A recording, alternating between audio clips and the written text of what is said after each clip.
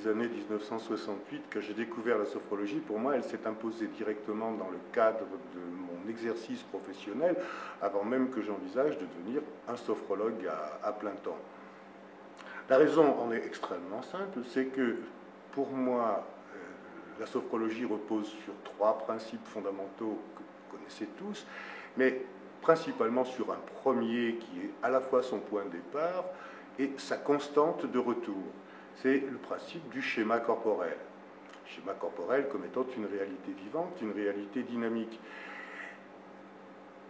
J'avais, comme tous les kinés à l'époque, comme tous les entraîneurs sportifs, comme tous les médecins de médecine physique, j'avais entendu parler et j'avais quelques définitions de ce qu'était le schéma corporel. Mais quand j'ai commencé à le percevoir à partir du regard du sophrologue, je me suis aperçu effectivement qu'en tant que kiné, j'avais un regard qui était assez étroit, assez restreint de la notion de schéma corporel. Et aujourd'hui, je veux dire, ça fait 35 ans bientôt que je fais de la sophrologie, pour moi, cette idée du schéma corporel reste toujours le point de départ, le point de retour et aussi le point d'arrivée, avec bien entendu toute la dynamique que nous avons pu mettre en place entre-temps. Alors, rien que déjà ce premier principe, dans le point de départ, va justifier pour moi l'importance de la sophrologie dans la pratique de la kinésithérapie. J'ai eu, dans le cadre de mon cabinet, l'occasion d'utiliser à multiples reprises, mais je vais garder deux idées, si vous voulez, de manière plus ciblée. Dans le cadre des petites orthopédies chez les enfants, c'est-à-dire ces gosses qu'on nous envoyait, je ne sais pas maintenant si on les envoie encore, mais avec des ordonnances, des prescriptions pour faire des séances de rééducation pour des petits problèmes d'attitude scoliotique, de kyphose, de sypholordose, etc., qui ne sont pas graves en soi, qui ne sont pas fixés, mais qui peuvent poser après, à terme pour eux, dans leur croissance et dans leur âge adulte, qui peuvent leur poser des problèmes. Alors ça, c'est vrai que dans ce domaine-là, tous les exercices que l'on pouvait faire en kiné pure n'ont pas, il faut bien le reconnaître, n'ont pas véritablement d'impact sur la statique et sur la rééquilibration du portage vertébral de ces enfants et de ces préadolescents. Par contre, l'intérêt du schéma corporel à cet endroit, dans cette application-là, devient intéressante parce qu'à partir du moment où vous voulez rectifier une attitude vertébrale, qu'elle soit syphotique, sypholordotique ou scoliotique, peu importe, mais à partir du moment où vous voulez faire ça, si vous n'allez pas remettre en activité ou réactiver les aires correspondantes du schéma corporel au niveau cérébral, qui sont en fait, on va dire, le logiciel ou la carte mère, tout ce que vous avez pu faire en aval, d'exercices, d'abdominaux, d'étirements, de mouvements avec des bâtons, des haltères, etc., tout ça ne va pas avoir d'impact à long terme. Par contre, on peut effectivement laisser tomber les instruments de torture, qu'ils soient abdominaux, qu'ils soient bâtons, qu'ils soient haltères ou autres. On peut les laisser tomber, ou en tout cas en grande partie, au profit d'un travail basé sur le schéma corporel. J'utilisais beaucoup avec ces enfants, par exemple, la posture que je leur faisais prendre en fonction de leur taille sur des tabourets, des chaises de taille différentes,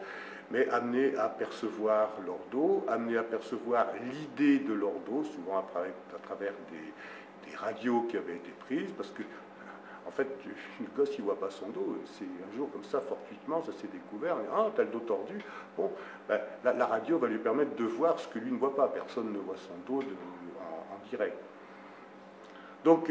à travers ça, une fois qu'ils ont cette perception du dos, leur amener à la perception d'une ligne plus droite, plus rectiligne, et puis comment, à travers le regard intérieur, ce qu'on appellera, nous, si vous voulez, schématiquement une visualisation, ils vont pouvoir imaginer qu'ils rapprochent, commencer à percevoir le rapprochement des courbures de cette ligne droite, etc. Et là, ça donne des résultats assez fantastiques, en évitant pour ces enfants et ces préadolescents, en évitant, je dirais, toute torture physique inutile. Alors ça, c'est un point important sur lequel, un domaine important, un axe important sur lequel j'ai beaucoup utilisé la sophro, donc tous les principes de principalement des exercices de base de RD1, type étirement par hémicorps, type respiration, type posture du 3e degré, remise à la marche dans l'idée d'une marche plus lente, plus équilibrée, et ça donnait des résultats assez fantastiques. Alors, la deuxième dimension de la kinésithérapie dans laquelle j'ai beaucoup utilisé la sophrologie, c'est les rééducations post-traumatiques. Il s'agit de membres supérieurs, beaucoup membres inférieurs. Alors, bien sûr, ici, dans cette dimension-là, les exercices traditionnels de kiné ont une véritable importance, beaucoup plus que dans le domaine précédent, mais synchroniquement, utiliser la partie saine, le membre resté sain, l'autre bras, l'autre jambe, à partir des mouvements et des sensations qu'il procure, pour transférer cette information dans le membre qui, lui, a été blessé, a été traumatisé. C'est-à-dire amener progressivement à travers ça, via encore une fois les deux aires corticales du schéma corporel, amener pardon, la possibilité de ce transfert d'informations du côté qui fonctionne normalement vers le côté qui a été atteint, qui a été blessé, pour permettre cette réintégration au niveau cortical avant, en amont de la récupération sur le plan articulaire, sur le plan musculaire, sur le plan de la récupération liée à la myotrophie, etc. etc. Voilà, donc deux domaines dans lesquels j'ai pu utiliser peut-être d'autres, mais là, comme ça, spontanément, je ne les ai pas véritablement en tête. En tout cas, c'est ces deux axes, moi, qui m'ont vraiment entraîné en tant que kinésithérapeute dans la voie de la sophrologie.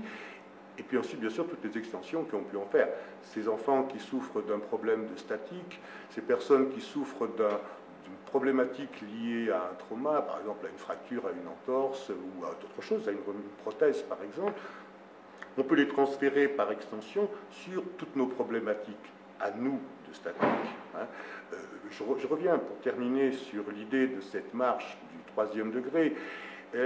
La marche Kim-In, en réalité, nous ne sommes pas des moines japonais. Marcher par demi-pas n'est pas spontané pour nous. Par contre, on peut faire une marche très très lente, en pas ralenti, en marche d'enracinement, en marche en respiration synchronique, qui est véritablement une remise en mouvement dans le monde extérieur de tout notre corps, et donc les répercussions que ça a au niveau de notre schéma corporel. Donc, par extension, si vous voulez, là, pour